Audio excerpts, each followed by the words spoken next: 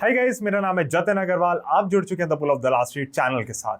And आज का जो हमारा डिस्कशन रहेगा वो रहेगा यूनाइटेड स्पिरिट्स के शेयर के बारे में। अब ये कंपनी बिलोंग करती है लिकर सेक्टर को। नाउ मैं कहीं से भी आप लोगों को नहीं कह रहा कि भैया जाके दारू पीनी शुरू कर दो। I am myself am a teetotaler and मेरी बहुत लाइफ डिसिप्लिन है। I go to the gym, I do kick boxing, right. So I am very very discipline. पीछे आपको ड्रम किट दिख रही है, 10 साल हो गए हैं, 10 साल से भी ऊपर हो गए आई थिंक ड्रम्स बजाते हुए मुझे। So I am a very discipline person. Now I do not advocate that you drink, but हम आज बात करने वाले हैं एक बहुत ही शानदार बिजनेस की, एक बहुत ही शानदार कंपनी की। एंड मेरे ख्याल से आप लोगों को आइडिया होना चाहिए कि किस डायरेक्शन में आगे जा रही है। So it's an update video, क्योंकि हम इस कंपनी की पहले बहुत चर्चा कर चुके हैं चैनल पे, बट हम आज ये जानेंगे कि इसकी जो फ्यूचर डायरेक्शन है वो क्या है।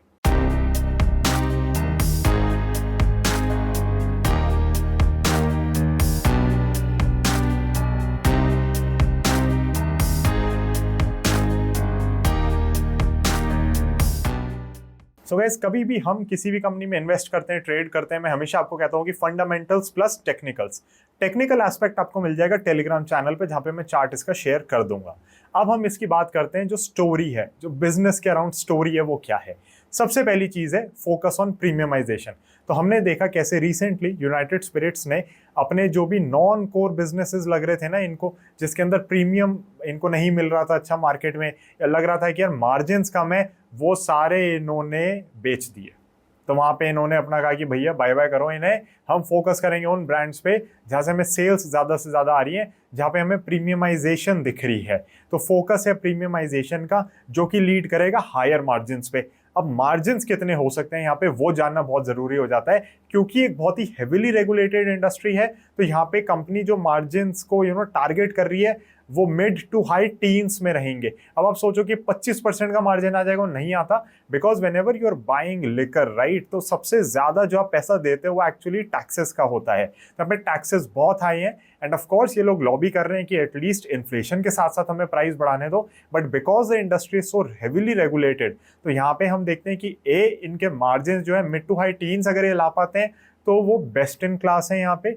सेकेंडली, प्राइजेस, जो आपका एमआरपी है ना जिसपे आप बेच पाते हो अपना प्रोडक्ट, वो भी यहाँ पे बहुत ज्यादा रेगुलेटेड रहता है।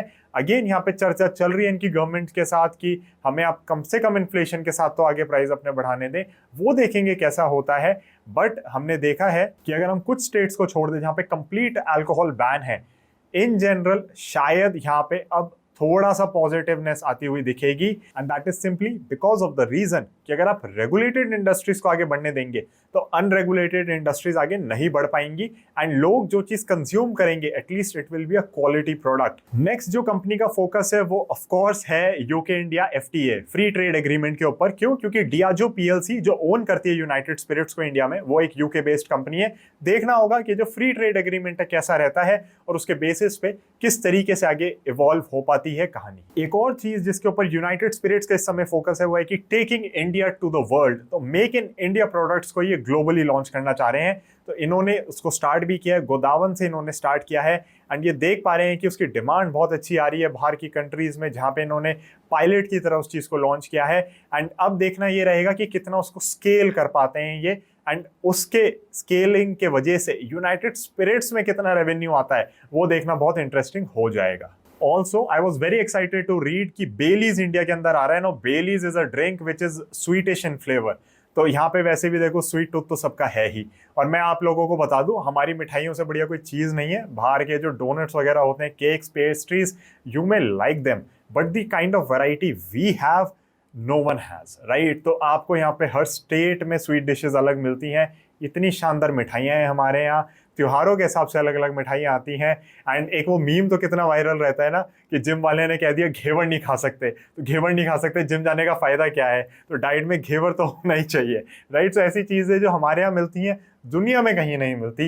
एंड इसीलिए मुझे लगता है कि जो एक स्वीट टूथ यहाँ पे है लोगों का, वो कहीं ना कहीं बेलीज को बेनिफिट कर सकता है। अगेन इट डिपेंड्स कि किस तरीके से मार्केट करते हैं, किस तरीके से पोजीशन करते हैं प्रोडक्ट को। But what is a big positive that I see with Diageo owning United Spirits is कि डियाजियो यूनाइटेड स्पिरिट्स के थ्रू इंडिया में बहुत प्रोडक्ट्स लॉन्च करता है और उसका जो रेवेन्यू है वो यूनाइटेड स्पिरिट्स को आता है। ऐसा नहीं है कि डियाजियो पीएलसी को डायरेक्टली सारा रेवेन्यू जा रहा है, क्योंकि कई बार हमने ऐसा देखा है इंटरनेशनल कंपनीज खुद भी यहाँ काम कर रही है और इंडियन सब्सिडरी के थ्रू भी यहाँ काम कर रही है, आपको पता ही नहीं चलता रेवेन्यू किधर जा रहा है। आपको ये नहीं पता, जैसे कमिंस का एग्जांपल ले लें कि कमिंस इंडिया का रेवेन्यू आ रहा है वो, या कमिंस जो इंटरनेशनल है उसके अंदर रेवेन्यू जा रहा है। यूएसएल के केस में इन जनरल हमने देखा it's very straight forward, revenue सारा यूएसएल के थ्रू ही जाता है, यूएसएल की बुक्स पे ही रिफ्लेक्ट करता है। जो नेक्स्ट बड़ा पॉइंट है जो मेरे ख्याल से आप सबकी जिस पे बिल्कुल नजर होनी चाहिए वो है रॉयल चैलेंजर्स बैंगलोर। आरसीबी का क्या होगा? हमने देखा है डीमर्जर क्रिएट करता है ह्यूज वैल्यू। क्या यहाँ पे यूनाइटेड स्पिरिट्स आरसीबी को डीमर्ज कर रही है कि नहीं कर रही? अब मैं आप लोगों को ऑनेस्टली बताऊंगा, जब पहली बार यूएसएल को मैंने खरीदा था, टेक्निकल चार्ट स्ट्रक्चर एक कहानी थी उसके अंदर, फंडामेंटल स्टोरी भी मुझे दिख रही थी, बट यूएसएल के अंदर जो आरसीबी का एंगल है वो एक बहुत बड़ा एस्पेक्ट था और मुझे था कि इसको डीमर्ज करेंगे। But it is very very clear from the companies and right now कि हम इसको डीमर्ज नहीं करने वाले, इसलिए हम इसकी अलग से वैल्यूएशंस नहीं लगवा रहे हैं। ये यूनाइटेड स्पिरिट्स का ही पार्ट इस समय रहेगा। अब मैं आप लोगों को बता दूं, IPL as a franchise is very very profitable. यहाँ पे जो कंपनीज हैं या यहाँ पे जो टीम्स हैं जो पार्टिसिपेट करती हैं वो बहुत पैसा कमाती हैं because of the broadcasting rights. तो जो आपको टेलीविजन पे देखने को मिलता है, ओटीटी पे देखने को मिलता है ना आईपीएल, उसका रेवेन्यू बहुत अच्छा है एंड उसके वजह से सारी कंपनीज बहुत अच्छे से प्रॉफिटेबल हैं। I am a big football fan, I like F1 a lot as well. आप देख सकते हो अभी फरारी की मैंने पहन रखी है टी शर्ट, बट F1 में मेरी कोई किसी को लेके प्रेफरेंस नहीं है, to be very very honest. आप देखोगे तो मेरे पास AMG के भी क्लोथ्स हैं, फरारी के भी हैं, रेडबुल के भी हैं, तो कह सकते हो कि ये क्या बात हुई भैया। बट फुटबॉल में आई am a big real Madrid supporter और मैं आप लोगों को बता दूं कि फुटबॉल क्लब्स की हालत बहुत बुरी है, राइट? अगर यहाँ पे कोई हमारा राइवल बैठा है, बार्सिलोना से कोई है, FC बार्सिलोना, तो आप देख सकते हैं कि आपकी बुक्स कितनी खराब है, राइट?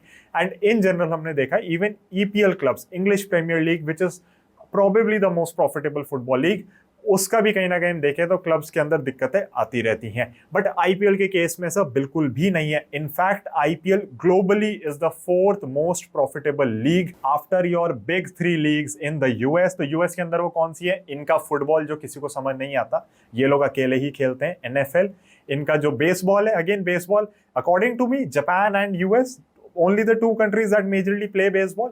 एंड इनका जो बास्केटबॉल है ना, basketball of course American basketball is something else all together, बहुत कंपेटिटिव होता है। So those 3 leagues that they have, their baseball league, their own football league which is not exactly football, right, and their basketball NBA, ये तीनों सबसे ज्यादा profitable है। Number 4 पे आता है आईपीएल। अब ये जो नंबर्स है ना आपके, ये आपको खुद से जब आप सर्च करोगे आप हैरान रह जाओगे कि कितना ज्यादा डिफरेंस है कि 5th नंबर पे आती है आपकी EPL। सो आप सोचो आईपीएल EPL के ऊपर आ रहा है। EPL is again English Premier League. So knowing this कि आईपीएल इतनी बढ़िया चीज बना दी है इंडिया ने, right, I was very very excited when I was investing in USL. और मुझे था कि डीमर्ज करेंगे, आरसीबी के शेयर्स अलग से मिल जाएंगे। कब तो देखो नहीं जीतती आरसीबी, चाहे आप फैन हो चाहे कुछ भी हो। मैं भी बैंगलोर 3 साल पढ़ा हूँ, राइट, अलग ही क्रेज होता था आरसीबी का। विराट कोहली है इनके पास, कप नहीं जीतना। स्मृति मंदाना है इनके पास, विमेंस टीम में आरसीबी की, तो भी इन्होंने कप नहीं जीतना। तो कब तो इन्होंने ठान रखी है कि नहीं जीतेंगे। बाकी कमेंट सेक्शन में मुझे बताओ कि अगले साल ये लोग जीत सकते हैं। वैसे इस समय वर्ल्ड कप का टाइम है, तो I think we are more focused towards India winning the world cup. कुछ कर लें भैया ये इस बार।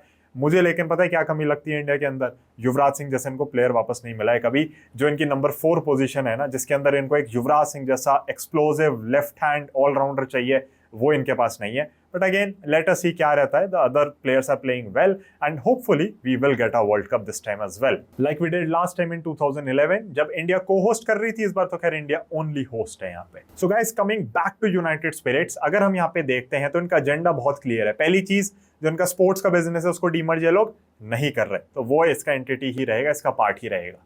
नेक्स्ट चीज जो है, इनका पूरा फोकस है प्रीमियमाइजेशन पे। अब क्योंकि प्रीमियमाइजेशन पे फोकस है तो यहाँ पे हमें मार्जिन देखने जरूरी हो जाते हैं कि वो किस तरीके से चल रहे हैं। प्लस जो न्यू ब्रांड लॉन्चेस ये कर रहे हैं, जो ग्लोबली इनके पास ब्रांड जो सारे यूएसएल के थ्रू यहाँ पे लॉन्च हो रहे हैं, which is again a big big positive. I personally really like this business. Of course थोड़ा शांत हो रखा है इसका प्राइस, अगर हम देखें कोई ज्यादा मूवमेंट नहीं है उस हिसाब से, तो वो देखना रहता है कि किस हिसाब से मूव करेगा। But business wise this was a very very important update for anyone who is tracking this company, and मुझे लगा कि वीडियो अलग से आप लोगों के लिए बनानी चाहिए। Also I did a poll on my Telegram channel जहां पे लोगों ने कहा कि हाँ ये वीडियो बनाओ, तो फिर मैंने कहा इस वीडियो को बनाते हैं। So guys that is it for this video, so I will be seeing you in the next one. Thank you so much for staying connected, bye bye and जय हिंद।